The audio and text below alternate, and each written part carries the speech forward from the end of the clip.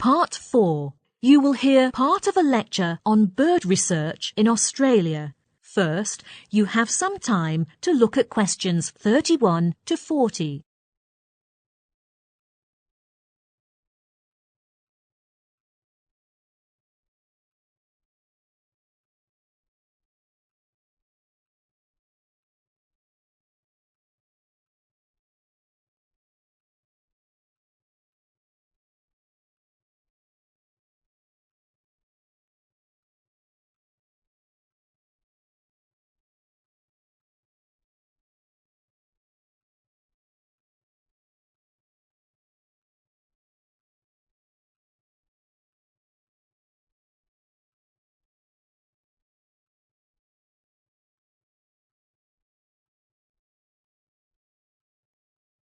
Now, listen carefully and answer questions 31 to 40.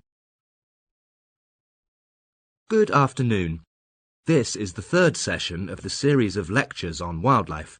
For this lecture, we're going to look at two studies on the habitats of birds and protection measures taken in Australia, including the basic methodology and related areas of research. Now, let me give you some background information about the first research project on birds. The study was carried out by R.B. Cunningham and his team from the Australian National University in 1995. The primary goal was to detect the breeding habits and resting sites of some birds, especially those protected species in urban regions. These species included birds like peregrine falcons and kestrels in Australia.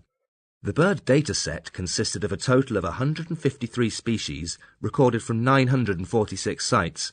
One might expect that in order to obtain valid data on their distribution patterns and population densities, researchers had to count through binoculars.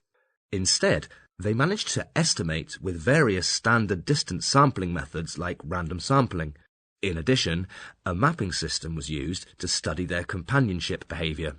It recorded proposed birds' nesting sites to monitor the mating behaviour of targeted species. To obtain valid data of birds' whereabouts, researchers attached identity tags to birds' legs transmitting radio signals. The tagging process was done when the birds were between 5 and 7 days of age. After the initial tagging, data was collected from subsets of radio-tagged birds, making it possible to assess the trends of birds over 15 months. So, what did they find? Well, as it turned out, many of the birds tagged had the tendency to nest in the same habitat where they grew up. Their nesting sites were quite varied and included freshwater reed beds, tidal reed beds, agricultural crops, and man-made sites. Even though naturally occurring nests were common, birds sometimes accidentally nested in man-made devices like power towers, chimneys, and tunnels. This research also studied the impact of humans on bird communities and found out that pollution had contributed greatly to the declining birth rates of some species, which were considered to be extinct or threatened to vanish from the study area. These species are dependent on natural forests because of their breeding holes. They will become extinct when local natural forests continue to be polluted heavily. A number of measures were thus taken by members from local animal conservation organisations to boost their alarming survival rates. Firstly, breeding boxes were placed in trees, taking on the role of breeding holes that were contaminated. Protection guidelines were also introduced strictly prohibiting killing, disturbance, and habitat destruction. A further measure was taken to ensure the safety of birds from wind farms. In fact, birds are sometimes shedded by wind turbine blades. A great deal of work was done on how to prevent them from colliding with turbines. A case in point was protecting space for bird migration by ensuring that migratory routes were kept free. Falcons generally cope well with wind turbines, but not in weather conditions where visibility is bad. So, with knowledge of how fast falcons fly, bird stations in northern Australia can notify wind farms further south of the falcon's approach so that turbines can be shut down as they pass by. Then, another piece of research was done a couple of years later by Conway in 2006. His team detected the calling frequency of seabirds flying at night. Acoustic signals are important communication tools for birds. These signals can indicate social cohesion, prey location, and breeding behaviour. Courtship songs are common among various species during mating seasons.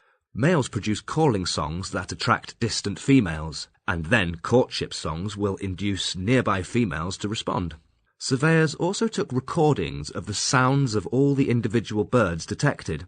A tablet PC was used to process detailed information like sound pitch, spectrum, length and timing of surveys. To minimize the disturbance on the bird community, all the sounds were recorded from a distance using microphones to detect noise. They found that the probability of call events was much higher for solitary birds communicating early and late in the day. Further analyses indicated that during foraging, the frequency of calls was significantly greater for birds encountering schooling fish, and birds called sooner after a catch in these foraging scenarios, compared with when only single fish were encountered. The results of this study showed that increased calling activity in the presence of more profitable prey could be of crucial importance to seabirds that benefit from group foraging. So, does anyone have more questions on? That is the end of Part 4. You now have 1 minute to check your answers to Part 4.